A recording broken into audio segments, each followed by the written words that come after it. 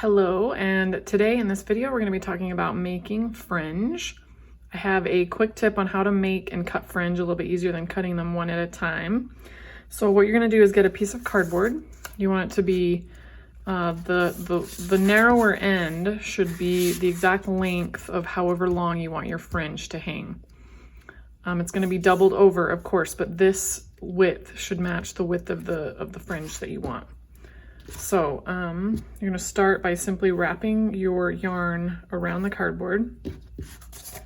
You want to make sure that you are not wrapping it very tight, because if your yarn is stretchy, has some stretch to it, then your finished fringe will be just slightly shorter than you intended it to be, because once you remove it, it'll kind of snap back to where it was. So kind of keep it kind of loose, but kind of tight as well.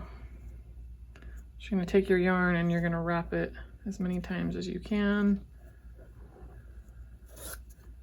And the number of times you're going to wrap it is just going to depend on how much fringe you need. You might even need to do it a couple times to get all the fringe you need. If you're working on a project that needs lots and lots of thick, luscious fringe, then you're going to have to maybe do this a couple times to get all the ones you need, but they'll all be the same size.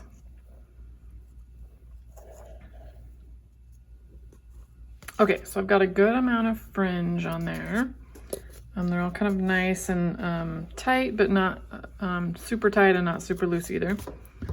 So what you're gonna do is you're gonna cut along one end only. So line your scissors up on the very end and cut.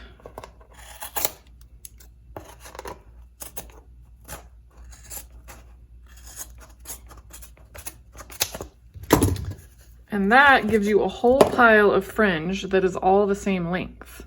So now you can take it and add it to your project. So let me grab my project and I will show you how to add fringe to the project that you've just completed. Okay, so I have here a finished piece that needs a little bit more fringe.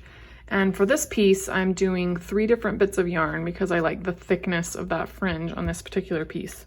So you're gonna take 3 pieces of yarn, and then using a hook large enough to get all 3 pieces back through the hole, you're going to pull through.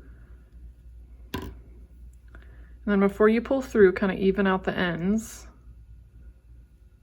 And then pull the ends through that loop.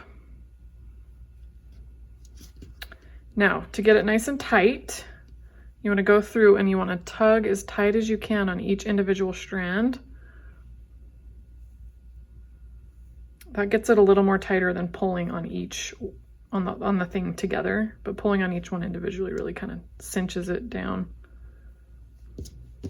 And that's it. That's how you add fringe to a project. So cut them all at once using your cardboard and then loop them through.